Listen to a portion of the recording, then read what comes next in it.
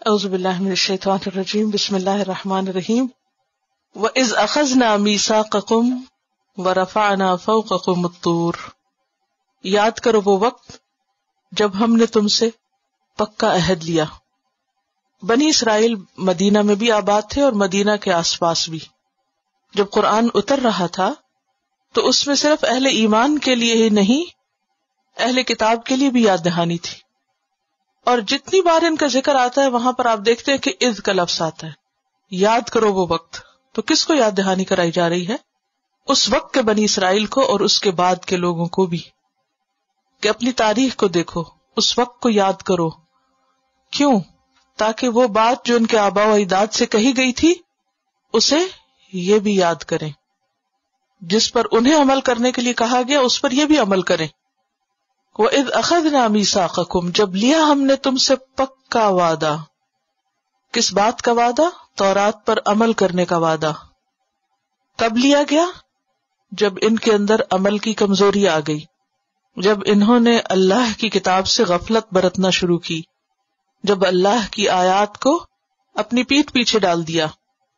اور کس طرح یہ وعدہ لیا گیا؟ وَرَفَعْنَا فَوْقَكُمُ الطُّورَ، اٹھایا ہم نے تم پر طور کو، یعنی کوہ طور کو ان کے سروں کے اوپر چھتری کی طرح چھا کے ان سے عہد لیا گیا۔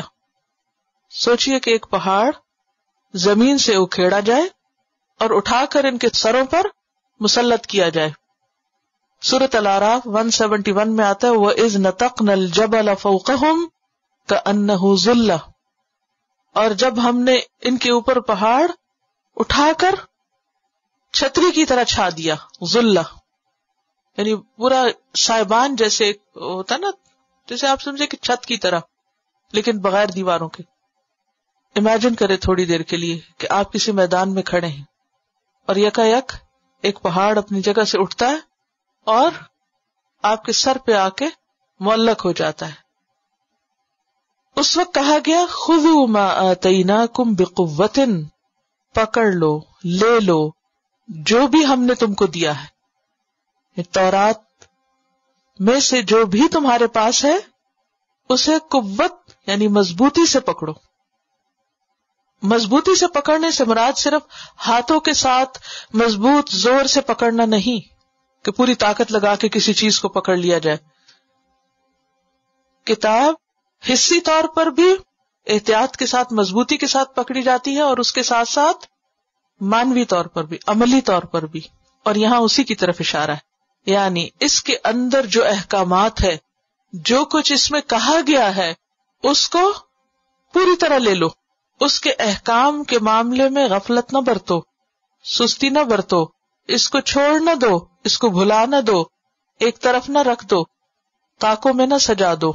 جیسے ماہر القادری کی ایک نظم آپ سب نے سن رکھی ہوگی جس میں وہ قرآن کا شکوہ لکھتے ہیں، طاقوں میں سجایا جاتا ہوں، یعنی میری قدر و قیمت اور عظمت کیا رہ گئی کہ بس مجھے اونچی جگہوں پر سجا کے رکھ دیا گیا۔ اور اب حقیقت یہی ہے کہ ہم نے بھی اپنی کتاب کے ساتھ کیا کیا ہے، خوبصورت کیلیگرافی کے ساتھ اس کو ڈیکوریشن پیس بنا لیا گیا، یا یہ کہ اس کو بہت عزت، ادب، تقدس، احترام کے ساتھ بہت سنبھال کے رکھ دیا گیا اور کھولنے کی نوبت کم ہی آتی ہے۔ تو یہاں کیا کہا جا رہا ہے؟ پکڑو اس کو قوت کے ساتھ، اور صرف پکڑ ہی نہ لو بلکہ وَاذْكُرُوا مَا فِيهِ، یاد رکھو اس کو جو بھی اس میں ہے۔ کسی بھی چیز کو یاد رکھنے کا طریقہ کیا ہے؟ شابش، بار بار پڑھنا، بار بار دہرانا، دیکھتے رہنا۔ یعنی اس کتاب کو زبان سے بھی اور عمل کے ساتھ دہراتے رہو، یعنی تمہاری زندگی اس کتاب کے ساتھ گزرنی چاہیے۔ کیوں ضروری ہے یہ؟ لعلکم تتقون، تاکہ تمہارے اندر تقوی پیدا ہو۔ پیچھے آپ پڑھ چکے ہیں کہ جب تمام انسانوں کو اللہ کی عبادت کا حکم دیا گیا، یا ایھا الناس اعبدوا ربکم، اے لوگوں اپنے رب کی عبادت کرو، تو وجہ کیا بتائی گئی کہ عبادت کیوں کرو؟ لعلکم تتقون، تاکہ تمہارے اندر تقوی آئے، خدا کا ڈر آئے، خدا کے احکامات کی اطاعت کا طریقہ آئے اور اس کی نافرمانی سے بچ سکو۔ یہی تقوی ہوتا ہے نا، اللہ کی اطاعت کرنا اور نافرمانی سے بچنا، تاکہ انسان آخرت کی مصیبت سے بچ سکے۔ لعلکم تتقون۔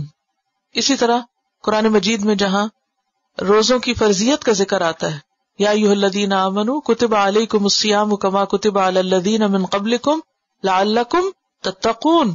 تو عبادت کا مقصود کیا ہے؟ تقوی پیدا ہو. اس آیت سے کئی ایک باتیں ہمیں پتہ چلتی ہیں. نمبر 1 یہ کہ اس میں بنی اسرائیل سے پکا وعدہ لیا گیا کتاب پر عمل کرنے کا، کتاب کو پڑھنے کا اور اس پر عمل کرنے کا. نمبر 2 کہ وہ وعدہ محض زبانی وعدہ نہیں تھا بلکہ عملی طور پر پہاڑ کو ان کے سر پہ مسلط کر کے وعدہ لیا گیا کہ مانتے ہو کہ نہیں ورنہ یہ پہاڑ تمہارے سروں پہ گرے گا آ کے. یہاں یہ بات بھی پتہ چلتی ہے کہ اللہ سبحانہ تعالی ہر چیز پر قادر ہے. وہ چاہے تو ایک کن کہہ کے پہاڑ کو اٹھا دے اور لوگوں کے سر پہ کھڑا کر دے اور بغیر کسی ٹیک سہارے کے اس کو کھڑا رکھے، ٹکائے رکھے. سمجھانا تو ضروری ہے. مثلاً آپ اپنے بچے کو کہتے ہیں کہ یہ کام کرو، اگر وہ نہیں کرتا تو آپ آنکھیں نکال کے کہتے ہیں یا کان پکڑ کے کہتے ہیں یہ کچھ، تو کیا نہیں کہنا چاہیے؟ کہنا چاہیے، تاکہ بڑے ہو کے وہ یہ نہ کہے کہ آپ نے مجھے کیوں نہیں سمجھایا. آپ مجھے سمجھاتے تو اللہ تعالیٰ تو حجت تمام کر رہے ہیں کہ کوئی یہ نہ کہے کہ ہمیں بتایا نہیں گیا. بعض اوقات کسی کو صرف الفاظ اثر کر جاتے ہیں اور بعض لوگوں کو الفاظ کے ساتھ سختی بھی چاہیے ہوتی ہے. یہ جو لوگ کہتے ہیں نا کہ لا اکراہ فی الدین، دین میں کوئی جبر نہیں، ٹھیک ہے، جب تک آپ مسلمان نہیں تو آپ پہ جبر نہیں. جب آپ مسلمان ہو گئے تو پھر کیا ہے؟ جبر ہے. ماں باپ کا کیا فرض ہے کہ اگر بچے نماز نہ پڑھیں تو کیا کریں؟ چھوڑ دیں. کیا حکم ہے؟ 10 سال کا بچہ ہو جائے تو پھر مار کے بھی پڑھاؤ. اب کوئی کہے ایسی نماز کا کیا فائدہ جو مار کے پڑھائی جائے، کیونکہ ابھی اس کی عقل اتنی میچور نہیں کہ وہ اپنے نفع نقصان کو سمجھ سکے. ابھی اس کو نصیحت کے ساتھ مار کی بھی ضرورت ہے، حتیٰ کہ وہ عقل کی پختگی کی عمر کو پہنچ جائے، پھر اپنے خود فیصلہ کر لے کہ اسے کچھ کرنا ہے یا نہیں، پھر اللہ کے ہاں جواب دے. جب تک وہ چھوٹا ہے، تو بنی اسرائیل بھی ابھی اتنے میچور نہیں ہوئے تھے، تو ان کو صرف زبان سے نہیں بلکہ عملی طور پر ڈانٹ کے اور ایک پہاڑ سر پہ مسلط کر کے سمجھایا جا رہا ہے کہ لے لو اس کتاب کو مضبوطی سے. اس آیت سے یہ بات پتہ چلتی ہے کہ یہ بات صرف بنی اسرائیل کے لیے کہ عام حکم ہمارے لیے بھی ہے. ہمیں بھی اس سے نصیحت پکڑنی چاہیے کہ اللہ سبحانہ تعالیٰ نے جو کتاب ہمیں دی ہے وہ پکڑنے کے لیے ہے اور مضبوطی سے پکڑنے کے لیے. یہ نہیں کہ انسان دل چاہے تو پڑھ لے، نہیں دل چاہتا تو نہ پڑھے، نہیں. وَاذْكُرُوا مَا فِيهِ، اسے پڑھتے رہو، اس کی تلاوت کرتے رہو. کچھ لوگ کہتے ہیں کیا فائدہ تلاوت کا؟ آپ کو نہیں پتا ہر وقت کیا ہمارے دل کا حال ایک ہی ہوتا ہے؟ نہیں ہوتا، دل الٹ پلٹ ہوتا رہتا ہے. وہی آیتیں آپ ایک دفعہ پڑھتے ہیں آپ کو سمجھ ہی نہیں آتی، دوسری دفعہ وہی پڑھتے ہیں تو آپ رونے لگ جاتے ہیں، تیسری دفعہ پڑھتے ہیں پھر آپ اوپر سے گزر جاتے ہیں، چوتھی دفعہ کچھ اور حال ہوتا ہے. تو جس طرح روز انسان کو غذا کی ضرورت ہوتی ہے، آکسیجن کی ضرورت ہوتی ہے، اسی طرح کتاب کی اور ذکر جو ہوتا ہے نا تکرار کے لیے بھی، تو بار بار کرو، بار بار کرو. وَاذْكُرُوا مَا فِيهِ، پڑھو بھی اور اس کو سمجھو بھی اور اس پر عمل بھی کرتے رہو. لعلکم تتقون، تو اس سے یہ بات بھی پتہ چلتی ہے کہ تقوی پیدا کرنے کے لیے کتاب کو پکڑ کے رکھنا، اس کو بار بار پڑھنا اور اس پر عمل کرنا ضروری ہے. اور یہ بات بھی اس سے سمجھ میں آتی ہے کہ ایک نیکی دوسری نیکی کے ساتھ تعاون کرتی ہے، ملتی ہے. یعنی کتاب کا پڑھنا تقوی کے لیے، تقوی سے کتاب کی سمجھ، وہ پورا ایک سائیکل بن جاتا ہے. یعنی آپ میں تقوی ہے تو آپ کو ہدایت ملے گی، ہدایت آ گئی تو تقوی میں اضافہ ہوگا، پھر تقوی اور وہ مضبوطی آتی چلی جائے گی. اگر آپ نے سرکل کہیں سے بھی توڑ دیا تو پھر نہ تقوی رہے گا اور نہ ہی کتاب سے تعلق رہے گا. کیا سمجھ میں آیا؟ ایک بات اگر یاد رکھے تو کافی ہے اس پوری آیت میں سے، تقوی کے لیے کتاب سے تعلق ضروری ہے. خذوا ما آتیناکم بقوۃ واذکروا ما فیہ لعلکم تتقون. تو کتاب میں تدبر، غور و فکر، اس کا پڑھنا، اس کا پڑھانا، اس کا علم حاصل کرنا، اس کا سیکھنا، یہ سب کیا ہے؟ تقوی کے حصول کا ذریعہ ہے. ثم تولیتم، پھر تم نے منہ موڑ لیا. ثم تولیتم من بعد ذلک، پھر تم نے منہ موڑ لیا اس کے بعد، یعنی یہ پہاڑ سر پہ آنے اور اس اقرار کے کرنے کے بعد پھر بھول گئے تم. اور بھولنا انسان کی نیچر میں ہے، انسان بھول جاتا ہے. اور اللہ بہت غفور الرحیم ہے. فلولا فضل اللہ علیکم ورحمتہ، پھر اگر نہ ہوتا اللہ کا فضل تم پر اور اس کی رحمت، لکنتم من الخاسرین، تو تم خسارہ پانے والوں میں شامل ہو جائے، تم لوزرز ہوتے. تو اس میں بنی اسرائیل کو ملامت بھی کی جا رہی کہ دیکھو تم نے کیا کیا، وعدہ کر کے پھر گئے، عہد بھلا دیا. اور جب انسان اپنا عہد بھولتا ہے تو اللہ سبحانہ وتعالی بندے کو پھر بھی مزید مہلت دے دیتا ہے، اور بونس دے دیتا ہے، اور چھوٹ دے دیتا ہے. کیونکہ اس وقت جیسے پہاڑ گرنے لگا تھا، ان کا نہیں آپ معاف کر دیں، ہم پکڑ کے رکھیں گے، آپ پہاڑ ہٹا لیں ہم سے. جب ہٹ گیا کچھ دن کے بعد پھر اسی ڈگر پہ آ گئے. اللہ تعالیٰ نے پھر یہ نہیں کیا کہ اچھا دوبارہ میں پہاڑ لا رہا ہوں.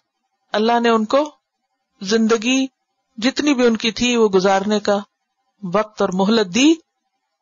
اگر ایسا نہ ہوتا اور ان میں سے کچھ لوگوں نے توبہ بھی کی ہوگی تو یہ جو ہمیں مہلت مل جاتی ہے نا، ہماری رسی دراز کر دی جاتی ہے اور ہمیں وقت مل جاتا ہے اور مواقع ملتے ہیں، یہ اللہ کی خاص رحمت ہوتی ہے.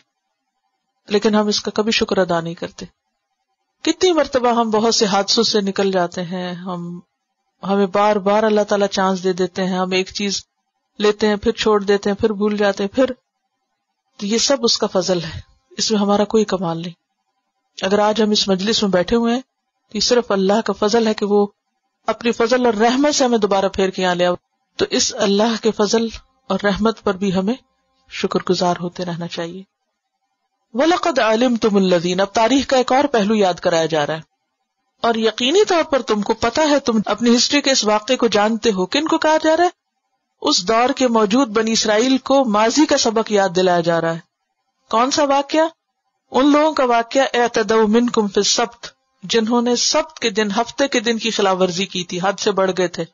اس واقعے کی تفصیل سورۃ الاعراف آیت 163 میں ملتی ہے، وہاں تفصیل کے ساتھ یہ واقعہ بیان ہوا ہے. بات یہ ہے کہ جیسے مسلمانوں کے ہاں جمعہ کا دن معتبر ہے، کرسچنز کے ہاں اتوار کا ہے، تو اسی طرح یہود کے ہاں ہفتہ کا دن تھا. اور ان کے لیے پابندی یہ تھی کہ ہفتے کے دن وہ کوئی بھی کام نہیں کر سکتے، انہیں ہر طرح کے کام کاج سے چھٹی کرنی ہوتی تھی. اب بات یہ ہے کہ بہت زر پرست اور دنیا کی محبت میں ڈوبے ہوئے لوگ تھے، ان کے لیے ایک دن کام کاروبار بند رکھنا بہت مشکل چیز تھی. 7 days a week کام کرنا چاہتے تھے. اب کیا ہوا کہ اللہ نے ان کو آزمایا. ان میں سے ایک گروہ ایک خاص بستی میں رہتا تھا جو سمندر کے کنارے تھی، جن کا کام مچھلیاں پکڑنا تھا. ان کا حکم یہ تھا کہ ہفتے کے دن مچھلیاں نہیں پکڑو، لیکن ہوتا یہ تھا کہ ہفتے کے دن یہ مچھلیاں خوب اوپر آتی اور باقی دنوں میں اتنی مچھلیاں نہیں آتی تھی. تو اب کیا ہوا، انہوں نے ایک طریقہ سوچا، اور طریقہ کیا تھا کہ جمعے کے دن جال لگا دیتے، ہفتے کے دن کچھ نہیں کرتے، مچھلیاں خود ہی آتی رہتی جال میں، اور اتوار کے دن جال نکال لیتے اور خوب مچھلیاں پکڑتے، خوب عیش کرتے. اور کیا کہتے، ہم نے تو کچھ کیا ہی نہیں، تو معصوم لوگ ہیں، ہفتے کے دن تو کوئی کام ہی نہیں کیا ہم نے. یہ کیا تھا دراصل؟ ہیلا سازی. یہ انہوں نے ہیلا کیا، اس کو کہتے ہیں ہیلا کرنا. اور نبی صلی اللہ علیہ وسلم نے خاص طور پر اپنی امت کو اس سے منع کیا ہے. لا ترتکبوا مرتکبت الیہود فتستحلوا محارم اللہ بأدنى الحیل.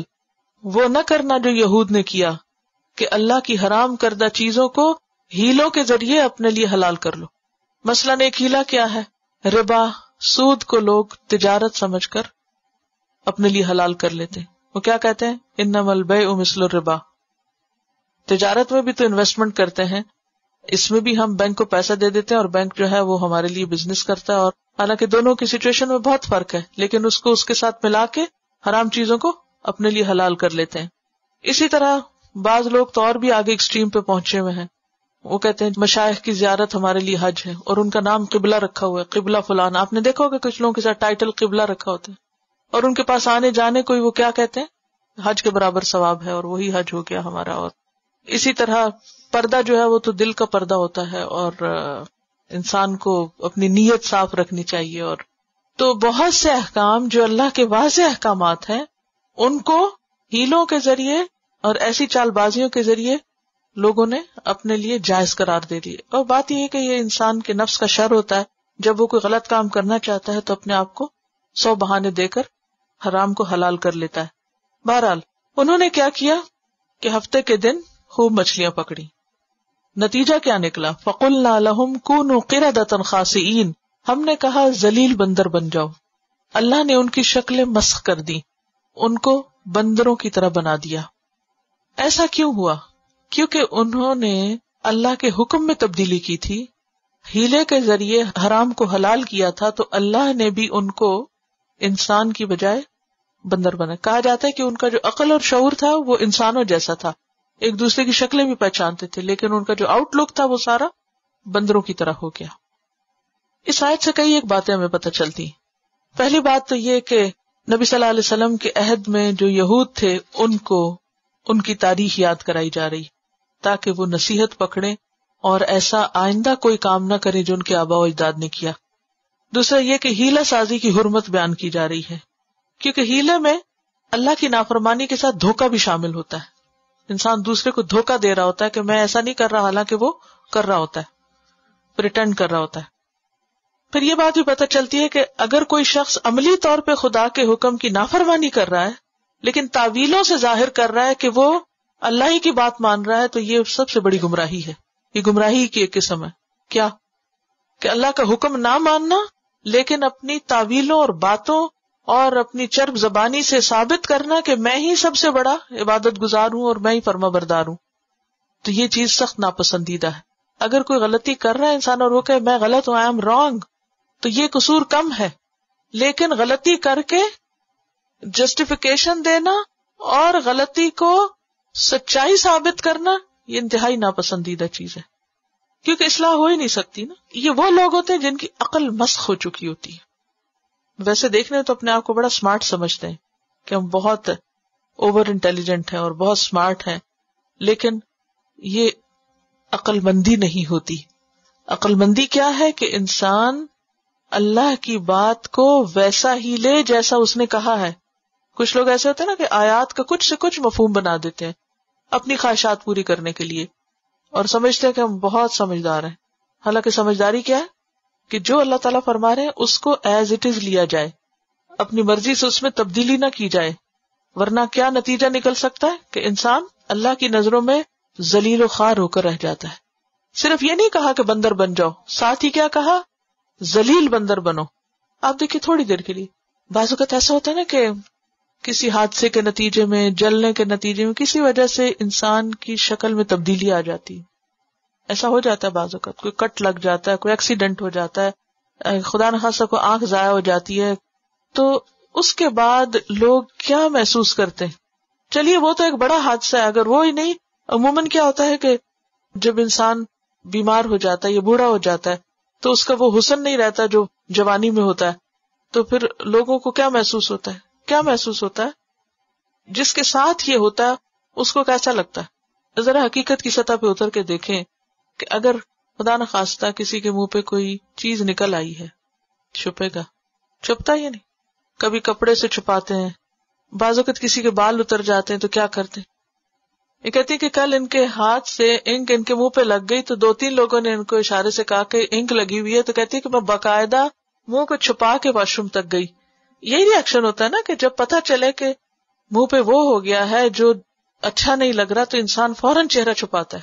جو مجرم لوگ ہوتے ہیں آپ نے دیکھا ہوگا فوراً اپنا منہ چھپا رہے ہوتے ہیں کیونکہ ان کے اوپر ذلت کا پردہ آتا ہے. تو خود سوچیں کہ جب ان کے شکلیں بگڑ کر بندر بنی ہوگی تو ان کے لیے کتنی رسوائی اور شرمندگی اور اس کی بات ہوگی.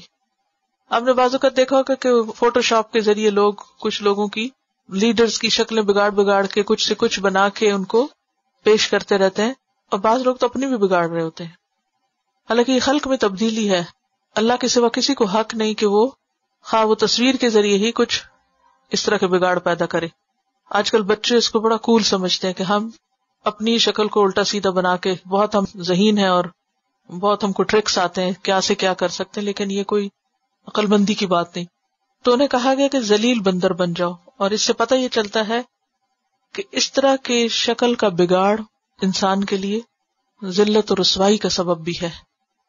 بعض اوقات آپ نے دیکھا ہوگا کہ جو لوگ بہت غلط کام کرنے والے ہوتے ہیں ان کے چہروں پہ ایک خاص قسم کی کرختگی سی آ جاتی ہے, کیونکہ چہرے دل کے عکاس ہوتے ہیں. تو انسان کو غلط کام کرتے ہوئے ڈرنا چاہیے کہ وہ چھپ نہیں سکتا, وہ چہروں پہ آ جائے گا. نفرتیں, محبتیں سب کچھ چہروں پہ آ جاتی ہیں. اسی طرح اللہ کے احکامات کی نافرمانی چہروں پہ آ جاتی. چہرے بتاتے ہیں فَجَعَلْنَاهَا نَكَالًا لِمَا بَيْنَ يَدَيْهَا, تو ہم نے ان کو عبرت ناک چیز بنا دیا اس دور کے لوگوں کے لیے اور بعد کی جنریشنز کے لیے بھی. اسی لیے اللہ تعالیٰ نے قرآن پاک میں ان کا ذکر کیا نا. وما خلفہا وموعظۃ للمتقین، اور متقین کے لیے ہم نے نصیحت کا ذریعہ بنایا.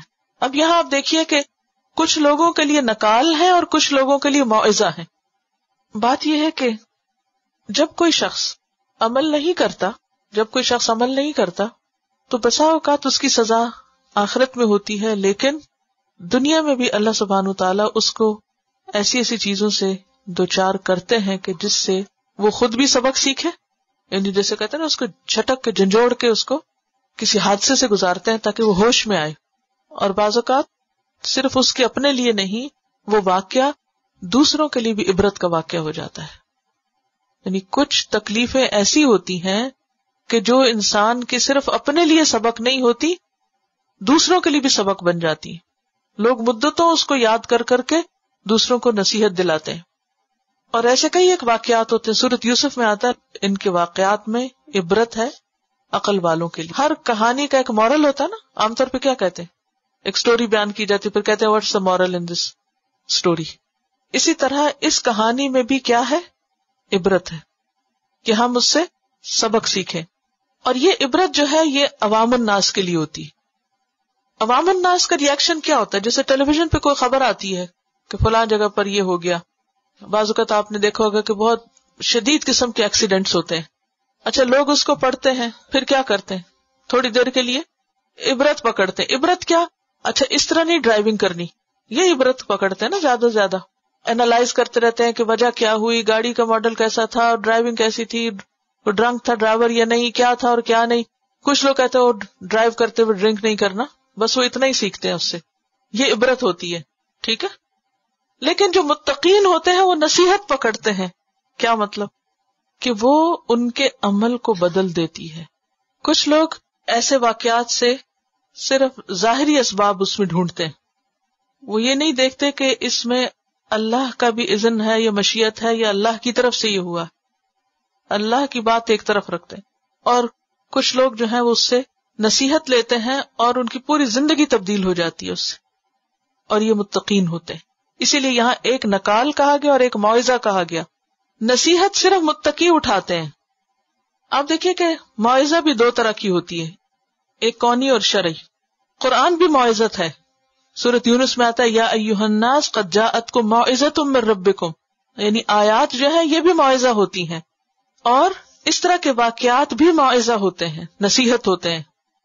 تو جو لوگ عوام الناس ہوتے ہیں وہ کسی بھی واقعے سے صرف سرسری اور ظاہری اور وقتی سبق لیتے ہیں.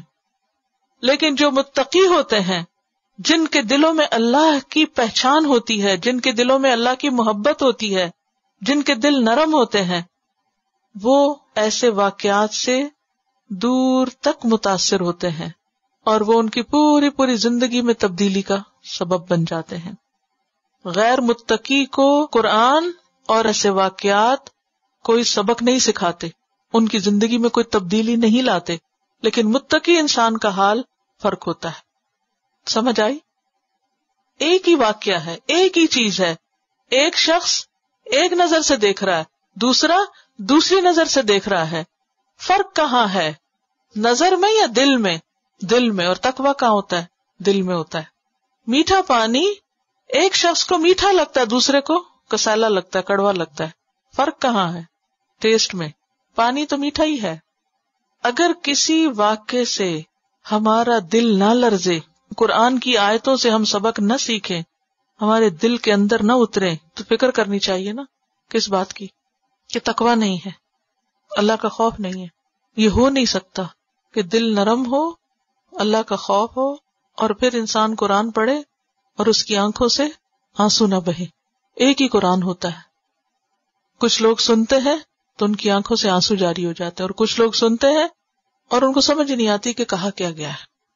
اسی لیے دعا مانگتے نا آپ، اعوذ بک من قلب لا یخشع. اللہ میں ایسے دل سے پناہ چاہتی ہوں کہ جو ڈرے نہ، دبے نہ، عاجزی نہ اختیار کرے. اب ایک اور واقعہ ہے، اور وہ واقعہ کیا ہے؟ بنی اسرائیل کا ایک شخص مارا گیا، قاتل کا کچھ پتہ نہیں چلتا تھا. قرآن نے صحیح احادیث میں کوئی پتہ نہیں چلتا کہ وجہ کیا تھی مارے جانے کی، کس نے مارا، کیا ہوا. بہرحال یہ پتہ چلتا کہ مارا گیا. وَإِذْ قَتَلْتُمْ نَفْسًا. جب قاتل کا پتہ نہ چلا تو عام طور پہ ایسا ہوتا نا کہ جب مجرم کا پتہ نہ چلے تو لوگ ایک دوسرے کو بلیم کرنے لگتے, کس نے کیا کس نے کیا کس نے کیا. ایک قبیلہ ایک سے دوسرا پہلے کو بلیم کر رہا تھا. تو اللہ تعالیٰ نے اس معاملے کا حل بتایا کہ تم ایک گائے ذبح کرو اور گائے کا ایک حصہ مقتول کے جسم پہ مارو اور اس سے معاملہ صاف ہو جائے گا, پتہ چل جائے گا. یہ حکم سنتے ہی بنی اسرائیل چونک اٹھے, گائے ذبح کرے. اب ہوا کیا, اس کی تفصیل آپ دیکھیے. اب اگلی آیات میں بنی اسرائیل کو ایک گائے ذبح کرنے کا حکم دیا جا رہا ہے. اب دیکھیے کہ اللہ کے حکم کو وہ کس طرح مانتے ہیں. وَإِذْ قَالَ مُوسَىٰ, اور جب کہا موسیٰ علیہ السلام نے, لِقَوْمِهِ, اپنی قوم سے, یعنی بنی اسرائیل سے. اب یہاں پر لِقَوْمِهِ کا لفظ آیا ہے, یعنی اس سے پتہ چلتا ہے کہ ہر شخص اپنی قوم کے حق میں بہت خیر خواہ ہوتا ہے. تو موسیٰ علیہ السلام بھی خیر خواہی کا حق ادا کر رہے ہیں کہ اپنی قوم سے کہا, اپنے لوگوں سے کہا, ان اللہ یأمرکم, بے شک اللہ تم کو حکم دیتا ہے, ان تذبحوا بقرہ, کہ تم کوئی گائے ذبح کرو. قالوا, انہوں نے کہا, اتتخذنا ہزوا, کیا تم ہمارا مذاق بناتے ہو, تم ہم سے مذاق کرتے ہو. قال اعوذ باللہ ان اکون من الجاہلین, موسیٰ علیہ السلام کہنے لگے, میں اللہ کی پناہ لیتا ہوں اس بات سے کہ میں جاہلوں میں شمار ہوں. اب بنی اسرائیل کو گائے کا ذبح کرنے کا حکم مذاق کیوں نظر آیا؟ اس کی بنیادی وجہ یہ تھی کہ بنی اسرائیل چونکہ مصریوں کے ساتھ ایک لمبے عرصے تک رہے تھے اور مصری قوم گائے کی پجاری تھی. گائے ان کے لیے ایک دیوتا کی حیثیت رکھتی تھی. تو جب موسیٰ علیہ السلام نے ان سے کہا کہ گائے ذبح کرو, تو ان کے دل میں چونکہ غلام قوم تھی, غلامی کے اثرات باقی تھے, مصریوں کے ساتھ رہتے رہتے ان کے اندر بھی گائے کی عقیدت سرایت کر گئی تھی.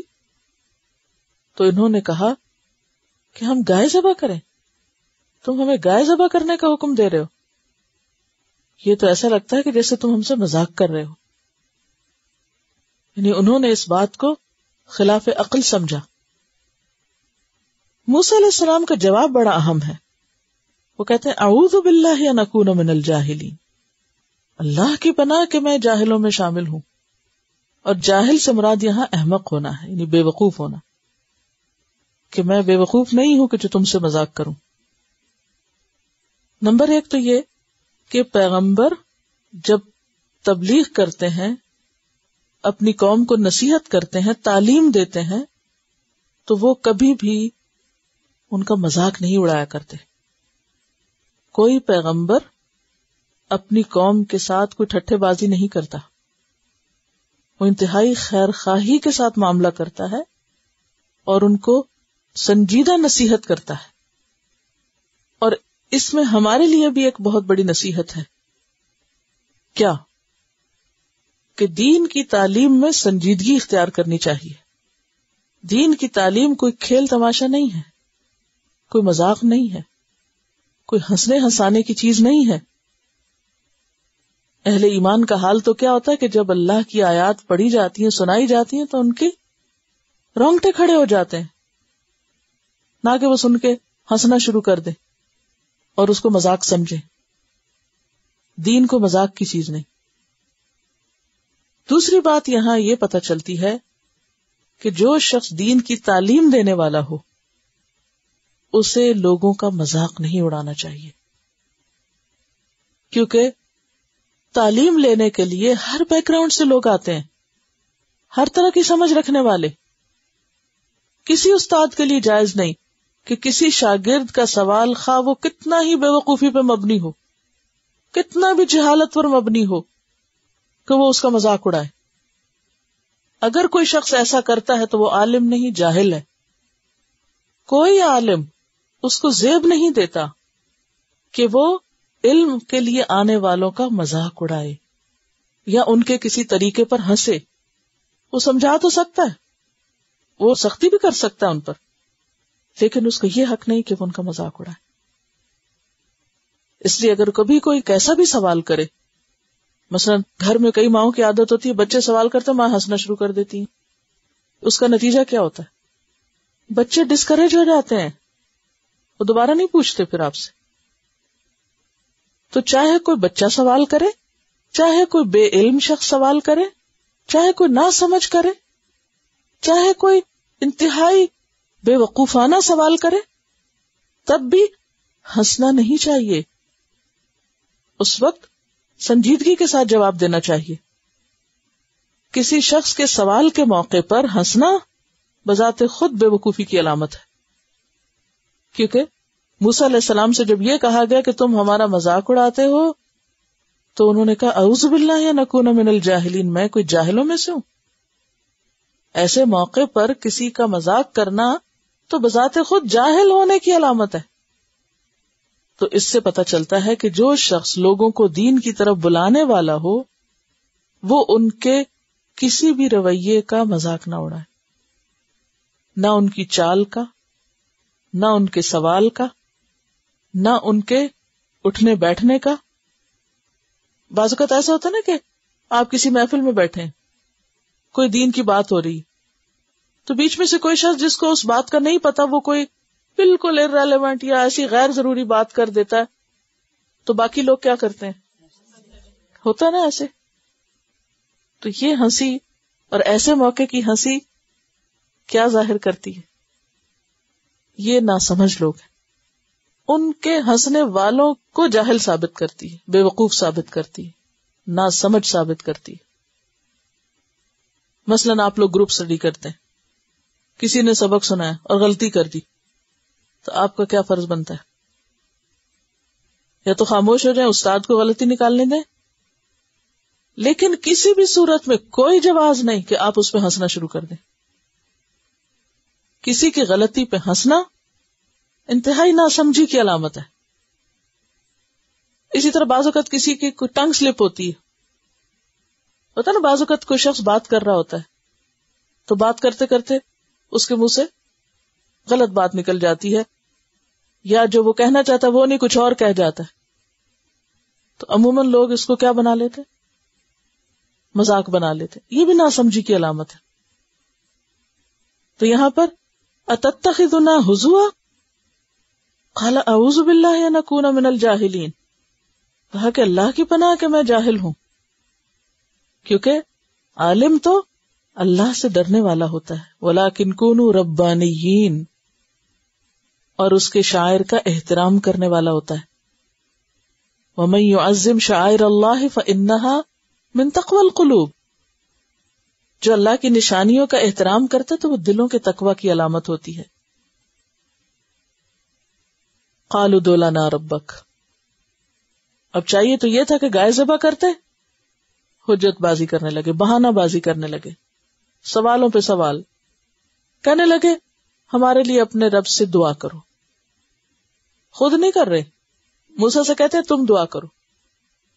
اب آپ دیکھیے کہ ہم میں سے بھی بعض لوگ نہ خود کبھی نماز پڑھیں گے، نہ کبھی اپنے لیے دعا کریں گے، اور جو کوئی ساتھ ڈھکے والا مل جائے گا اس کی جان کھا جائیں گے. تم ہمارے لیے دعا کرو.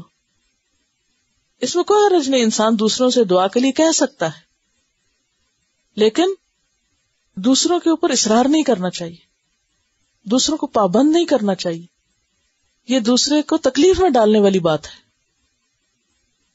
اچھا، میرے ساتھ بہت دفعہ ایسا ہوتا ہے کہ جیسے کوئی اجتماعی پروگرام ہوا، دعا کی آخر میں جو ہی دعا کر کے میں اٹھتی ہوں، پہلا سلام جس سے ہوتا ہے وہ کہتا ہے ہمارے لیے دعا کریں. میری سمجھ سے باہر ہوتی ہے بات کہ ابھی میں نے کیا کیا ہے، ابھی کیا کر کے آئی ہوں، ابھی تو دعا کی ہے اور سب کے لیے کی ہے، اور اٹھتے ہی پہلا مطالبہ کیا ہے؟ دعا کریں. اب اس وقت انسان انتہائی ایک پریشانی کے عالم میں ہوتا ہے کہ اگر وعدہ کر لیا کہ ٹھیک ہے تو کس وقت کریں گے، اگر بھول گئے تو کیا ہوگا. جھوٹے وعدے بھی تو نہیں کرنے چاہیے نا، آپ لوگوں کو جھوٹی تسلی دیتے رہیں جی ضرور آپ کے لیے کریں گے، اور پھر آپ بعد میں بھول ہی جائیں اور کریں ہی نہ. تو کسی سے مطالبہ کرنے کی بجائے انسان کو کام ایسے کرنے چاہیے اللہ کے ساتھ ایسا تعلق ہونا چاہیے کہ دوسروں کے دل سے خود دعا نکلے. اللہ تعالیٰ دوسروں کے دل میں ہمارا خیال ڈال دے کہ وہ خود ہی دعا کرنا شروع کر دے. ہم کتنا بھی کسی کو کہیں گے پتہ نہیں کتنا اس کو یاد رہے گا، لیکن اگر ہم نے خود اللہ سے دعا شروع کر دی تو لوگ بھی ہمارے لیے شروع کر دیں گے. کیونکہ جو اللہ کا پیارا ہو جاتا ہے نا، کیونکہ اللہ تعالیٰ کو دعا سے بڑھ کر کوئی چیز محبوب نہیں بندے سے. دعا افضل ترین عبادت ہے. تو جو شخص اپنے لیے مانگنا شروع کر دیتا نا، بندے بھی اس کے لیے مانگنا شروع کر دیتے، وہ بندوں کی دعاؤں میں بھی شامل ہو جاتا ہے. تو یہاں پر کیا قالوا ادع لنا، کہا دعا کرو ہمارے لیے، ربا کا اپنے رب سے. یہ نہیں کہا ربنا. ہم کیا کہتے ہیں؟ ربنا. خود دعا مانگنے والے ہی ربنا کہتے ہیں نا، تو وہاں وہ کہتے ہیں کہ آپ دعا کریں اپنے رب سے، کہیں جا کے یبین لنا، کہ وہ ہمارے لیے واضح کر دے. یبین کا لفظ کس سے نکلا؟ بیان سے. بالکل کھول کے بتا دے. ما ہیا، وہ کیسی ہو. قال انہ یقول، موسیٰ علیہ السلام جاتے ہیں اللہ سے دعا کرتے ہیں، اللہ تعالیٰ ان کے سوال کا جواب دیتے ہیں. انہ یقول، اللہ تعالیٰ فرماتا ہے انہا بقرۃ، وہ ایک گائے ہے، لا فارد، نہ ہی وہ بوڑھی ہے، ولا بکر، اور نہ جوان ہے، عوان بین ذالک، اس کے بین بین ہے، درمیان میں ہے. یعنی نہ بڑی ہے، نہ چھوٹی ہے، نہ جوان ہے، نہ بوڑھی ہے، نہ ڈھیلی ہے، نہ کمزور ہے، نہ دبلی پتلی ہے، بلکہ کیا ہے، ان ساری حالتوں کے بیچ میں درمیان میں ہے.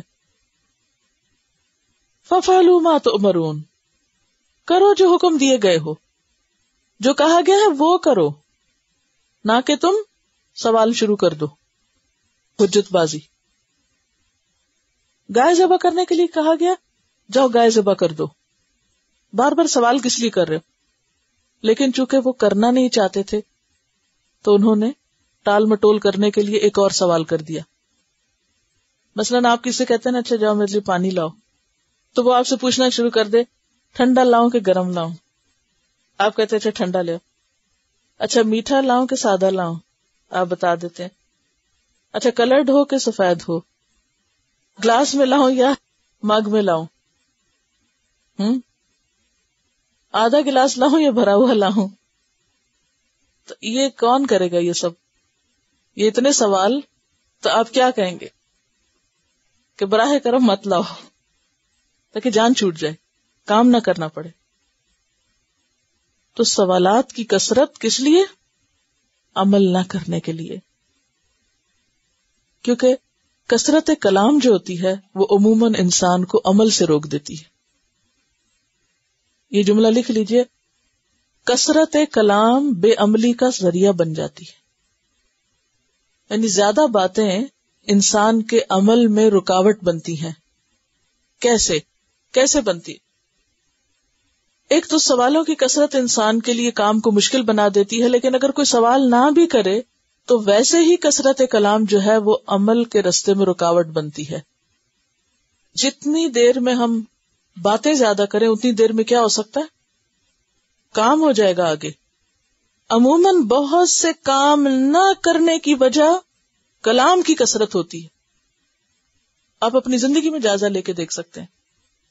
باتیں بنا دینا زیادہ سے زیادہ، یا باتوں سے دوسرے کو خوش کر دینا اور کام نہ کرنا. اور کیا ہوتا ہے؟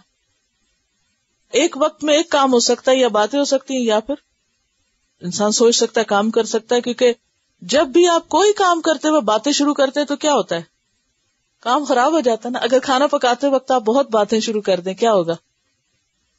کبھی کھانا جل جاتا ہے، کبھی وہ کچھ گڑبڑ ہو جاتی ہے. اسی طرح فون پر لمبی لمبی باتیں کرتے ہیں اور پھر آخر میں کہتے ہیں آج تو وقت ہی نہیں ملا کام کرنے کا، سارے ہی کام رہ گئے. بھی کبھی سوچا وقت کیوں نہیں ملا؟ ایک بات کو اتنا لمبا بنایا، اتنا لمبا کیا، بات سے بات نکالتے گئے تو کام کے وقت میں تو پھر کچھ نہیں رہا. اچھا اسی طرح زیادہ باتیں نماز پر بھی اثر انداز ہوتی ہیں. کیسے؟ نماز میں بھی وہی باتیں پھر یاد آتی ہیں زیادہ. اور پھر ویسے بھی نماز کے لیے وقت کم رہ جاتا ہے. اچھا آپ دیکھیں کہ کثرت کلام دل کو سخت کرتی ہے.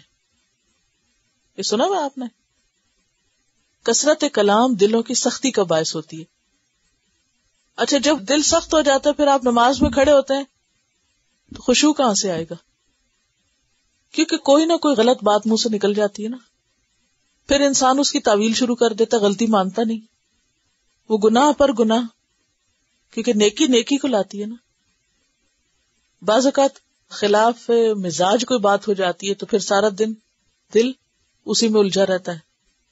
اور جب ہم بہت بول لیتے ہیں تو پھر جب کام کی بات سننے کا وقت آتا ہے تو پھر ہم تھک چکے ہوتے ہیں، اس میں پھر ہمارا دل نہیں لگتا. اور سب سے بڑی بات ہے کہ پڑھنے کو بھی دل نہیں کرتا. پھر اگر آپ مثلاً لے کے بیٹھے نا پڑھنے کے لیے، اتنے میں کوئی آگے بیچ میں باتیں کرنے لگے یا فون آ گیا اور سننے بیٹھ گئے تو اس کے بعد کیا ہوتا ہے؟ اچھا کہاں سے پڑھ رہے تھے، پھر وہ دل ہٹ جاتا ہے. یکسوئی کے خلاف ہے. بعض اوقات ایسی باتیں بھی منہ سے نکل جاتی ہیں کہ جس کی وجہ سے انسان ریگریٹ کرتا رہتا ہے اور پھر اپنے آپ کو خود ہی کوستا رہتا ہے. اگر ضمیر تھوڑا سا زندہ ہو نہ ہو تو پھر تو کوئی فرق نہیں پڑتا. اچھا یاد رکھیے ایسے مواقع پر بولنا جس میں خصوصاً بولنے سے منع کیا گیا ہے. کون کون سے مواقع ہیں؟ نمبر 1 نماز کے وقت، قرآن کی تلاوت سنتے وقت، آذان سنتے وقت، علم کی مجلسوں میں. یہ وہ مواقع ہیں جہاں انسان کو ویسے ہی کلام سے منع کیا گیا ہے. اب مثلاً نماز میں تو جو بولے گا اس کی نماز ہوگی نہیں. قرآن سنتے وقت جو بولے گا وہ رحمت سے دور ہوگا، کیونکہ قرآن پاک میں کیا کہا گیا؟ اذا قرئ القرآن فاستمعوا له وانصتوا لعلکم ترحمون. جب قرآن پڑھا جا رہا ہو تو خاموش رہو، غور سے سنو تاکہ تم پہ رحم کیا جائے. جب کوئی اذان کے وقت بولتا ہے تو یہ اس کے انتہائی ناسمجھ ہونے کی دلیل ہے. کیوں؟ وہ کیسا موقع ہوتا ہے اذان سن کر جواب دینے اور دعا مانگنے کا. وہ وقت ہے جب دعا رد نہیں ہوتی. حدیث میں آتا ہے کہ اذان کے بعد آسمان کے دروازے کھلتے ہیں. دعاؤں کی قبولیت کا وقت ہے. اب نہ سمجھ لوگ بولے چلے جا رہے ہیں، نہ خود سن رہے ہیں نہ سننے دے رہے ہیں، اور سوال کرنا شروع کر دیتے ہیں بیچ میں. یعنی بعض اوقات ایسا ہوتا ہے نا کہ آپ نہیں بول رہے، دوسرا شخص بول رہا ہے، جب آپ جواب نہیں دیتے تو وہ خاموش ہو جاتا ہے کہ بھی یہ اذان سن رہا ہے. لیکن کئی لوگ اس پر بھی نہیں گزارا کرتے، وہ الٹا سوال بھی شروع کر دیں گے تاکہ آپ لازمن بولیں.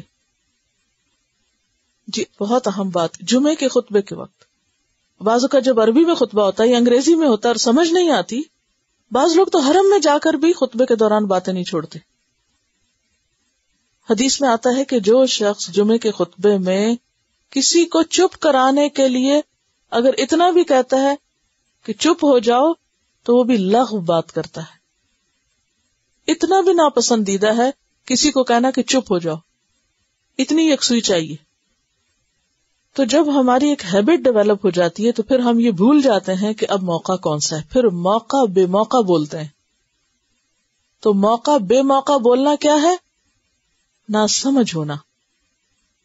تو کثرت سوال اور کثرت کلام انسان کو عمل سے روک دیتا ہے، اور خاص طور پر جب انسان سے خاموشی کا مطالبہ ہو اس وقت بولنا انتہائی ناسمجھی کی دلیل ہے. قالوا ادع لنا ربک یبین لنا ما لونھا، کہنے لگے اپنے رب سے جا کے سوال کرو، ہمیں بتائے کہ اس کا رنگ کیا ہو. اب یہ بھی کوئی سوال تھا؟ گائے ذبح کرنے کے لیے کہا جا رہا ہے، جس کو گائے کہتے ہیں بس ذبح کر دو اس کو. اس ذبح ہونے میں رنگ کا کیا تعلق؟ قال انہ یقول انہا بقرۃ صفراء. تو موسیٰ علیہ السلام آ کے بتاتے ہیں کہ اللہ تعالیٰ فرماتا ہے کہ وہ گائے زرد رنگ کی ہو، گہرا ہو اس کا رنگ. فاقع لونھا تسر الناظرین، دیکھنے والوں کو خوش کرتی ہو، یعنی دیکھنے والوں کو بہت متاثر کرے. اب دیکھیں کہ جتنے سوال کیے چلے جا رہے ہیں بظاہر تو یہ سمجھ رہے ہیں کہ شاید نہ کام کرنا پڑے اور ڈیلے ہوتا جائے عمل کرنا، لیکن اتنا ہی دین مشکل بنتا چلا جا رہا ہے. قالوا ادع لنا ربک یبین لنا ما ہی، پھر کہتے ہیں ہمارے لیے پوچھ کے آؤ، بیان کرو وہ کیسی ہے. ان البقرہ تشابہ علینا، ہمیں تو کچھ سمجھ نہیں آ رہا، یہ گائے ہم پر مشتبہ ہو گئی ہیں. اور وَإِنَّا إِنشَاءَ اللَّهُ لَمُهْتَدُونَ، اور اگر اللہ نے چاہا تو ہم ضرور پتہ لگا لیں گے. جب کوئی شخص اللہ کا حکم سن کر عمل کر لیتا ہے تو اللہ تعالیٰ اس کے لیے آسانی پیدا کر دیتے ہیں. جب کوئی شخص حکم سن کر حجت بازی شروع کر دیتا ہے تو اللہ تعالیٰ اس کے لیے آسان حکم کو بھی مشکل بنا دیتے ہیں. قرآن پاک میں سورۃ اللیل کی آیت نمبر 5 سے 10 تک فَأَمَّا مَنْ آتَى وَاتَّقَى وَصَدَّقَ بِالْحُسْنَى فَسَنُيَسِّرُهُ لِلْيُسْرَى، کہ جس شخص نے دیا، تقویٰ کیا، بھلائی کی تصدیق کی، یعنی جو درست بات ہے اس کو سچ مانا، فَسَنُيَسِّرُهُ لِلْيُسْرَى، تو ہم اس کے لیے آسانیوں کی طرف آسانی کر دیں گے، یعنی نیکی بھی آسان کر دیں گے اس کے لیے. اور جس نے نہیں ماننا چاہا وَأَمَّا مَن بَخِلَ وَاسْتَغْنَى وَكَذَّبَ بِالْحُسْنَى فَسَنُيَسِّرُهُ لِلْعُسْرَى، اور جس نے بخل کیا، جھٹلایا، نہ مان کے دیا، بے پرواہی برتی، تو اس کے لیے کیا ہے؟ ہم اس کے لیے مشکل رستہ نکالیں گے، اس کے لیے کام مشکل کر دیں گے. اور ہوا بھی یہی کہ ان کے لیے اب گائے پانی بہت مشکل ہو گئی، اسی لیے تو کہا ان البقرہ تشابہ علینا، اب تو ڈھونڈنا ہی بڑا مشکل ہو گیا ہے. قال انه يقول انها بقرۃ لا ذلول تثير الارض، اب انہوں نے پوچھا نہیں لیکن مزید پابندیاں بھی آ گئیں کہ اللہ تعالیٰ فرماتا ہے کہ بے شک ویسی گائے ہے جو مطیع نہیں، یعنی کمزور نہیں، تثیر الارض کے ہل چلا چلا کے بے حال ہو چکی ہو، ولا تسقی الحرث، اور نہ وہ کسی کھیت کو پانی لگاتی ہو، مسلمۃ، صحیح سلامت ہو، ایک رنگ کی ہو، لا شیۃ فیہا، کوئی دوسرے رنگ کا دھبا اس میں نہ ہو، ون کلر ہو. قالوا الآن جئت بالحق، کہنے لگے اب لایا ہے تو حق، اب ہمیں حکم پتہ چلا اتنے بحث مباحثے کے بعد. حالانکہ حق تو پہلی مرتبہ آ چکا تھا. فذبحوها، تو انہوں نے اس کو ذبح کر دیا. وما کادوا یفعلون، اور وہ ایسا کرنے والے دکھائی نہ دیتے تھے، لگتا نہ تھا کہ وہ کریں گے. تو اس سے کیا پتہ چلتا ہے کہ دین کے معاملے میں جو حکم سیدھا سادہ سمجھ میں آئے، جب پتہ چلے کر لینا چاہیے، نیکی میں دیر نہیں کرنی چاہیے، ورنہ کیا ہوگا؟ یا تو نیکی کا موقع ہاتھ سے چلا جائے گا یا وہ آسان کام بھی مشکل ہو جائے گا. تو نیکی میں دیر نہیں. اور دیر کیوں کر رہے تھے؟ وہ کیسے کر رہے تھے؟ حجت بازی کر کے، ٹال مٹول کر کے، بہانے بازی کر کے. حکم کیا ہے کہ کوئی اللہ کا حکم پتہ چلے تو ہمارا طرز عمل کیا ہونا چاہیے؟ وہ سارے جلدی کرو الی مغفرۃ من ربکم، اپنے رب کی بخشش کی طرف، دیر نہ لگاؤ. ایک اور جگہ پر آتا ہے والسابقون السابقون، سابقون السابقون، پیچھے رہنے والے نہ بنو. کیا بنو؟ آگے نکلنے والے ہی آگے نکلنے والے ہیں. نیکی کے کام میں آگے نکلنے کی کوشش کرو، پیچھے نہ رہو، لیڈر بنو، فالوورز نہیں. یعنی بہت سے لوگ دوسروں کو دیکھتے رہتے ہیں، اچھا باقی لوگوں نے کر لیا، جب اور کر لیں گے تو ہم بھی کر لیں گے، اچھا اور تو کوئی کر نہیں رہا، میں کیوں کروں؟ یہ طرز عمل نہیں ہونا چاہیے. وفی ذلک فلیتنافس المتنافسون، ایک دوسرے کا مقابلہ کرنے والوں کو یہاں مقابلہ کرنا چاہیے، نیکی میں ایک دوسرے سے آگے نکلنا چاہیے. ایک اور جگہ پر آتا ہے فَفِرُّوا إِلَى اللَّهِ، اللہ کی طرف دوڑو، دوڑ کے آؤ، حکم سن کر ٹال مٹول نہ کرو. حدیث میں بھی آتا ہے بادروا بالاعمال الصالحۃ، نیک کام کرنے میں جلدی کر لو، فتنن، فتنوں کی وجہ سے، کقطع اللیل المظلم، سیاہ رات کے اندھیروں کی طرح فتنے ایک کے بعد ایک آئیں گے. اس سے پہلے کہ وہ فتنے آ جائیں، مصیبتیں آ جائیں، نیکی میں دیر نہ کرو، جو کرنے کا موقع ہے کر گزرو، انتظار نہ کرو.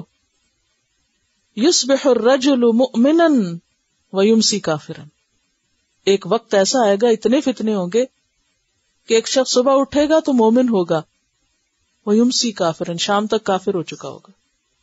ویصبح کافرا، صبح کافر ہوگا، ویمسی مومنا، شام تک مومن ہو چکا ہوگا. نہیں، اتنی تیزی سے تبدیلیاں آئیں گی لوگوں کے اندر، اتنے تیزی سے حالات بدلیں گے. یبیع دینہ بعرض من الدنیا، دنیا کے تھوڑے سے فائدے کے لیے اپنے دین کو بیچ ڈالے گا. ایک اور حدیث میں آتا ہے اغتنم خمسا قبل خمسا، 5 چیزوں کو 5 سے پہلے غنیمت جانو. کون کون سی؟ جوانی کو بڑھاپے سے پہلے، صحت کو بیماری سے پہلے، دولت مندی کو مفلسی سے پہلے، فراغت کو مصروفیت سے پہلے، اور زندگی کو موت سے پہلے. نیکی میں دیر کون کرتا ہے؟ سستی کون کرتا ہے؟ کس کی صفت ہے؟ منافقین کی صفت ہے. وہ کیا کرتے ہیں؟ نماز کا وقت ہو سب سے بعد میں اٹھتے ہیں، اور بعض اوقات ہم صرف یہ کہتے ہیں اچھا باقی لوگ واش روم سے ہو آئے تو پھر میں، پہلے باقی لوگ چلے جائیں سارے. اور اصل میں اندر سستی ہوتی بھی پہلے آپ کیوں نہ چلے جائیں. ہاں، تو ڈھیل نہیں کرنی چاہیے، ٹال مٹول نہیں کرنی چاہیے. منافقین کی صفت بتائی گئی وَإِذَا قَامُوا إِلَى الصَّلَاةِ قَامُوا كُسَالَىٰ، نماز میں سستاتے ہوئے آتے ہیں مصیبت کے مارے، نہ ہی پڑھنی پڑتی. وَلَا يَأْتُونَ الصَّلَاةَ إِلَّا وَهُمْ كُسَالَىٰ، نماز کے لیے آتے ہیں تو سستی کے مارے. اور پھر زکوٰۃ اور اللہ کے راستے میں خرچ کیسے کرتے ہیں؟ وَلَا يُنْفِقُونَ إِلَّا وَهُمْ كَارِهُونَ، نیکی کے کام میں کچھ خرچ کرنا پڑ جائے تو ان کے پیٹ میں بل پڑ جاتے ہیں، سخت ناپسند ہوتا ہے ان کو. وہ کہتے ہیں یہ ہمارے اوپر جرمانہ آ پڑا ہے. اپنی ذات کے لیے، خواہشات کے لیے کچھ بھی خرچ کرنا پڑے دیر نہیں لگائیں گے. اب اس معاملے کو بھی ہم سب کو دیکھنا چاہیے کہ کہاں خرچ کرنا مجھے آسان لگتا ہے اور کہاں خرچ کرنا مشکل لگتا ہے. اور اگر نیکی اور بھلائی اور خیر کے کام میں خرچ کرنے کی بات ہو تو ہمیں کیوں مصیبت نظر آتی. آپ دیکھیں اگر ہمیں اپنے لیے کوئی گھر کو سجانے کے لیے، گھر کی ضرورت کے لیے کوئی چیز لینی ہے تو ہم خوشی سے پیسے نکالتے ہیں. کتاب لینی پڑ جائے تو یہ ہم سب اپنا جائزہ لیں. یہ نہیں کہ میں آپ میں سے کسی کو پن پوائنٹ کر رہی ہوں یا مجھے نہیں معلوم آپ کے دلوں کی کیفیت کیا، میں تو کچھ بھی نہیں جانتی. لیکن عموماً تجربے اور مشاہدے میں یہ بات آئی ہے کہ دین کے لیے جب تھوڑا سا بھی پیسہ خرچ کرنا پڑے تو ہم 10 دفعہ سوچتے ہیں. مثلا اگر کسی دنیا کی یونیورسٹی یا کورس یا ایسا کورس کرنے میں جہاں کورس کرنے کے بعد ہمیں کوئی بہت اچھی جاب دنیا میں مال کی شکل میں وصولی ہو تو ہم اس میں بڑی سے بڑی فیس خوشی کو دینے کو تیار ہیں. لیکن اگر دین پڑھنے کے لیے کرایہ بھی دینا پڑ جائے یا تھوڑی سی فیس دینی پڑ جائے تو اس وقت ہم کیا سمجھتے ہیں؟ یہ تو تاوان ہے، اتنا کیوں اور ایسا کیوں اور یہ کیوں اور وہ کیوں. یہ کیا رویہ ہے؟ ظاہر ہے کہ دین کا کام فرشتوں نے آ کے تھوڑی کرنا ہے، وہ بھی انسانوں نے ہی کرنا ہے. تو وہ کن انسانوں سے آپ توقع کرتے ہیں کہ وہ کریں اور ہم نہ کریں؟ یہ نیکی کا موقع دوسروں کو ہی ملتا رہے اور ہمیں کبھی نہ ملے. تو ہم سب کو اپنے اپنے رویے کا، دوسروں کے رویوں کا نہیں جائزہ لیں. ہم سب دوسروں کے بارے میں خوب سوچتے ہیں، خود کے لیے نہیں سوچتے کہ دین کے لیے جب مجھے خرچ کرنا ہوتا ہے تو میرے دل کی حالت کیا ہوتی. نیکی کے کاموں میں مال خرچ کرتے ہوئے میں کیا کرتی اور دنیا کے لیے خرچ کرتے ہوئے کیا کرتی. اور دوسرا اہم سبق اس رکوع سے کیا پتہ چلتا ہے کہ دین کے معاملے میں بیکار سوال اور غیر ضروری گفتگو سے بچنا چاہیے.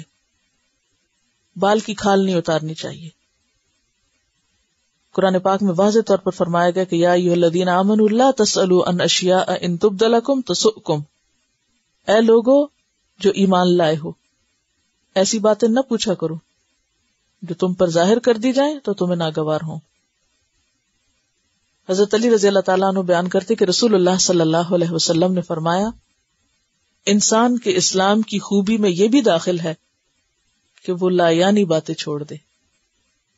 یعنی انسان کا خوبصورت اسلام کیا ہے؟ بیکار باتوں کو اپنی زندگی سے باہر نکالے. ہمارا وقت کب بچ سکتا ہے؟ ہم اہم کام کب کر سکتے ہیں؟ بہتر کام کب کر سکتے ہیں؟ اسی وقت جب ہم اپنی زندگی سے غیر ضروری چیزوں کو نکالیں گے. اب دیکھیں نا، اگر آپ اپنے گھر کو جنک سے بھر دیں گے تو کام کی چیز تو نہیں رکھ سکتے وہاں پر. جو کچھ روز خرید کے لاتے ہیں، اگر آپ ہر ڈبے کو یہ کہ یہ کتنا خوبصورت کارٹن ہے، یہ کتنا خوبصورت پیکنگ ہے، یہ کتنی خوبصورت چیز ہے، اور وہ ساری خوبصورت چیزیں سجاتے چلے جائیں گھر میں، تو گھر کیا ہو جائے گا؟ جنک سارا گھر میں بھر لیں تو کوئی کام کی چیز رکھنے کا تو پھر آپ کو وقت نہیں ملے گا. وقت تو کیا، جگہ ہی نہیں ملے گی. پھر اسی طرح آپ صلی اللہ علیہ وسلم نے یہ بھی فرمایا کہ اغلوطات سے بچو. اغلوطات کیا ہوتے ہیں؟ وہ مسائل جو واقع ہونے سے پہلے فرضی طور پر ہم پوچھنا شروع کر دیں. مثلا حدیث میں آتا ہے کہ قیامت کے قریب سورج مغرب سے نکلے گا، آتا نا، تب کوئی ابھی سے سوال پوچھنا شروع کر دے کہ اچھا پھر وہ فجر کس وقت ہوگی اس دن. یعنی جو چیز ابھی ہوئی نہیں تو اس کے بارے میں کس لیے پوچھ رہے؟ جب کوئی چیز سامنے آ جائے گی، واقع ہو جائے گی تو پھر دیکھ لیں گے. تو ایسے سوال کرنا کہ جو صرف لوکانیات پر مبنی ہو. لوکانا کا مطلب ہوتا ہے اگر ایسا ہو جائے تو کیا ہوگا، اگر ویسا ہو جائے تو کیا ہوگا. یعنی ہائپوتھیسس پہ بیس کرنا اور محض بیکار کی باتیں سوچنا اور کرنا یہ درست نہیں. حدیث میں آتا ہے اللہ تعالیٰ نے تمہارے لیے قیل و قال کو کہا گیا اور اس نے کہا. قیل و قال کیا ہوتا ہے؟ قیل و قال کیا مطلب ہے؟ قیل و قال کا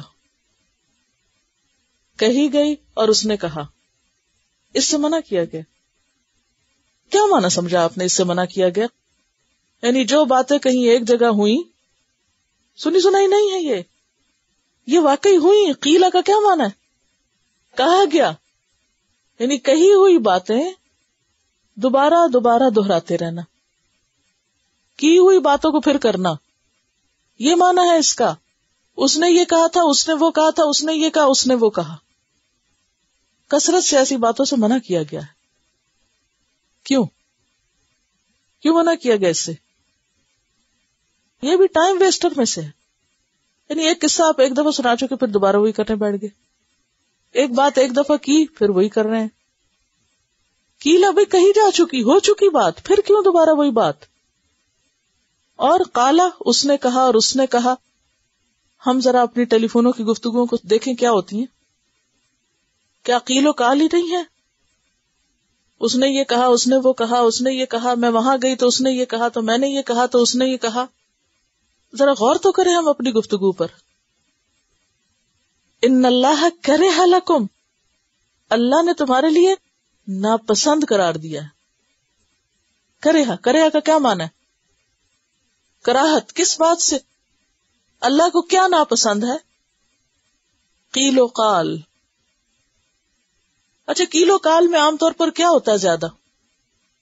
گوسپ، کوئی سچی بات، کوئی جھوٹی بات، کوئی آدھی بات، کوئی پوری بات، کوئی بڑھائی چڑھائی مبالغے والی، کوئی جیسے ہوئی نہیں ہوتی اس سے زیادہ اس کو بڑھا چڑھا کے بیان کرنا، یا جو ہوئی اس طرح نہیں کچھ اور ہی بنا کے پیش کر دینا. بہت سے فسادات کہاں سے جنم لیتے ہیں معلوم ہے آپ کو؟ عام طور پہ انسانی تعلقات کہاں سے خراب ہوتے ہیں؟ ادھر کی بات ادھر لگائی، ادھر کی ادھر لگائی. جھگڑے ختم ہونے کا نام نہیں لیتے، اینڈ لیس بدگمانیاں پیدا ہو جاتی ہیں. اور بعض اوقات تو آؤٹ آف کانٹیکسٹ بات کرنا، یعنی کسی نے کسی خاص کانٹیکسٹ میں بات کی، اس کو وہاں سے اڑا کے کسی اور کانٹیکسٹ میں جا لگانا، اس سے کیا ہوتا ہے؟ فساد. تو یہ بنی اسرائیل کے یہ سارے اعمال جو تھے ہمیں آئینہ دکھائے جا رہے ہیں کہ تمہیں ایسا نہیں کرنا. تو ان اللہ کرہ لکم قیل وقال، قیل وقالا جب جزم کر دیتے نا تو بات کا مزہ نہیں آتا، وہ سمجھ نہیں آتی پوری. قیل وقالا، قیل وقالا کہیں گے تو ترجمہ کر لیں گے نا خود ہی، قال فلان قال فلان قال فلان. اچھا، وَإِضَاعَةِ الْمَالِ، اور مال ضائع کرنے سے منع کیا، وَكَثْرَةِ السُّؤَالِ، اور بہت زیادہ سوال کرنے سے. اب آپ دیکھیے کہ جو اللہ تعالیٰ نے ناپسند کی ہیں چیزیں وہ ہمیں بے حد پسند ہے. بس مال اڑائے جانا، بیکار کی چیزیں خرید خرید کے گھر بھر لینا، یعنی ضرورت نہیں ہے. آپ دیکھیے یہ تینوں ٹائم ویسٹرز ہیں، تینوں کے تینوں ٹائم ویسٹرز ہیں. بیکار کی شاپنگ، ادھر گھوم ادھر پھر ادھر پھر، نہ لینا نہ دینا، صرف ونڈو شاپنگ، ٹائم ویسٹ کرنے کا ذریعہ. کثرت سوال، کوئی مقصد نہیں، کوئی حاصل نہیں، کوئی ضرورت ہی نہیں، بیکار باتیں پوچھے چلے جانا. اور پھر اس کا قصہ قصہ گوئی، کہانیاں. تو بات یہ ہے کہ جن لوگوں کی زندگی میں کوئی مقصد ہوتا ہے، جو سنجیدہ لوگ ہوتے ہیں، جو پریکٹیکل لوگ ہوتے ہیں، ان کے سامنے حکم آیا، انہوں نے کیا کیا؟ فوراً مان لیا، کیا اور ختم. آگے اور بتائیے. ہاں، اسی کو نہیں دہراتے چلے جاتے. وَإِذْ قَتَلْتُمْ نَفْسًا، اور اسی اسنا میں ایک اور واقعہ یہ ہوا کہ بنی اسرائیل میں ایک شخص قتل ہو گیا، تم نے ایک شخص کو قتل کر دیا. فَادَّارَأْتُمْ فِيهَا، اب قاتل کا پتہ نہیں تھا، لہذا کیا ہوا؟ ہر کوئی مجرم ٹھہرا. بعض اوقات ایسا ہوتا ہے نا کہ مثلاً کسی کے پیسے چوری ہو جائے تو ہر شخص کیا نظر آتا ہے؟ یہ لوگ ہر ایک پہ شک کرنا شروع کر دیا، کیا پتہ اس نے چرا دی. چونکہ ایسا عام طور پہ ہوتا ہے، اس لیے اس بات کو سمجھنا بہت آسان ہو جائے گا آپ کے لیے کہ ایک شخص مارا گیا، قاتل کا پتہ نہیں چل رہا تھا، لہذا ہر ایک پہ الزام آنے لگا. فَادَّارَأْتُمْ فِيهَا، وہ ایک دوسرے کے اوپر پھینکنے لگے، اس نے کیا، وہ کہ نہیں اس نے کیا، وہ کہ تم نے کیا، وہ کہ تم نے کیا. یعنی ایک دوسرے پہ پھینکنے لگے، ایک دوسرے کو بلیم کرنے لگے. وَاللَّهُ مُخْرِجٌ مَا كُنْتُمْ تَكْتُمُونَ، اور اللہ کھولنے والا تھا، نکالنے والا تھا جو تم چھپا رہے تھے. اللہ سارا بھید کھولنے والا تھا، اس لیے کہ اللہ کو تو سب پتا ہے. یستخفون من الناس ولا یستخفون من اللہ، لوگ لوگوں سے چھپتے ہیں، اللہ سے نہیں چھپتے. وہو معہم، اللہ ان کے ساتھ ہی ہوتا ہے. اذ یبیتون ما لا یرضی من القول، جب وہ رات کو چھپ چھپ کے ایسی باتیں کہتے ہیں جو ناپسندیدہ ہے. وکان اللہ بما یعملون محیطا، اور اللہ ان کے سارے عمل کو گھیرے ہوئے. یعنی کوئی شخص اگر یہ سمجھے کہ ہم دوسرے سے چھپ کے کوئی کام کر لیں گے تو اللہ تعالیٰ اسے کھولنے والا ہے. یاد رکھیں، جو برائی چھپ کے کی جاتی ہے، کوئی نہ کوئی موقع زندگی میں آ جاتا ہے، وہ کھل جاتی ہے. ایسے اسباب بن جاتے ہیں کہ وہ سامنے آ جاتی ہے بات. اس لیے ہمیشہ اللہ سے ڈرنا چاہیے. اللہ کے ڈر سے انسان گناہ سے بچے، نہ کہ لوگوں کے ڈر سے کہ لوگ دیکھ لیں گے تو کیا ہوگا. تو اب کیا ہوا؟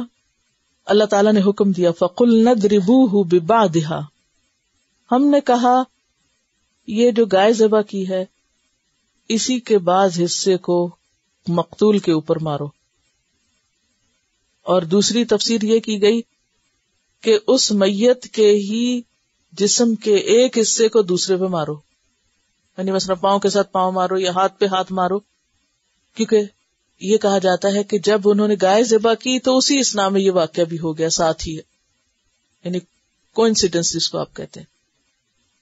اور بعض نے کہا کہ نہیں یہ الگ واقعہ ہے اور حکم یہ ہوا تھا کہ اس میت کے جسم کے ایک حصے کو دوسرے کے ساتھ مارو. اور اللہ تعالیٰ نے دکھانا کیا تھا؟ كَذَلِكَ يُحْيِي اللَّهُ الْمَوْتَى، کیونکہ ان کے اندر مرنے کے بعد جی اٹھنے کا کانسیپٹ ختم ہوتا جا رہا تھا. بنی اسرائیل کا عقیدہ آخرت کمزور ہو گیا تھا، تو ان کو یہ یقین دہانی کرانی تھی کہ دیکھو اسی طرح جب تم مر جاؤ گے تو تمہیں بھی اللہ اپنی تدبیر سے اٹھا دے گا. وَيُرِيكُمْ آيَاتِهِ لَعَلَّكُمْ تَعْقِلُونَ، اور وہ اپنی آیات اپنی نشانیاں تمہیں دکھاتا ہے تاکہ تم عقل سے کام لو. تو یہاں وہ گائے جس کے ذبح کرنے کے حکم کو وہ مذاق سمجھ رہے تھے، اللہ تعالیٰ نے اسی کے ذریعے ان کا اتنا بڑا مسئلہ حل کر دیا. اور یہ سمجھتے تھے کہ گائے کو بہت عزت دیتے تھے اور یہ سمجھتے تھے گائے ذبح کی تو ہمارے اوپر پتہ نہیں کیا مصیبت آ جائے گی. تو ہوا یہ کہ آئی ہوئی مصیبت ٹل گئی اس تدبیر سے.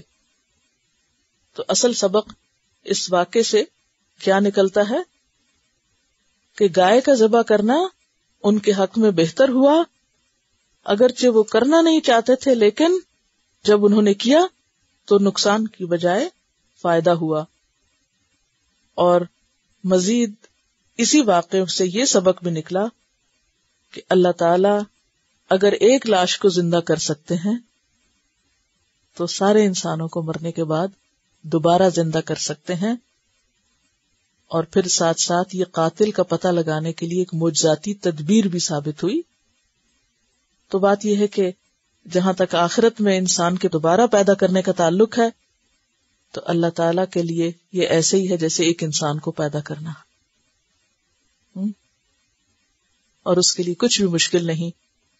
دنیا میں کتنی مثالیں ہمارے سامنے. آپ دیکھیے کہ انسان کہاں سے پیدا ہوتا ہے؟ انسان کیا ہوتا ہے؟ کوئی زندہ چیز ہوتی ہے؟ گوشت کا ٹکڑا، خون کا لوتھڑا، اس میں روح کون ڈالتا ہے؟ اللہ. پودوں کو دیکھیں، یہ زمین مری پڑی تھی آپ کے سامنے، کوئی زندگی نہ تھی اس میں، کس نے اس کو ہرا بھرا کیا؟ اللہ نے.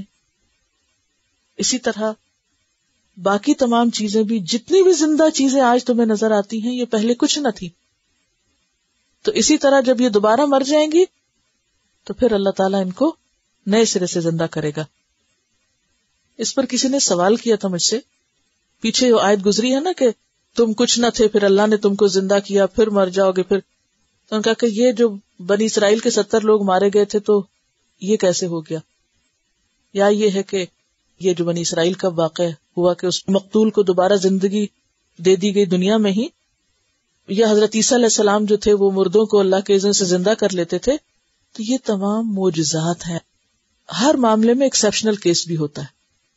ایک ہوتا ہے عمومی قاعدہ اور ایک ہوتا ہے استثنائی صورت.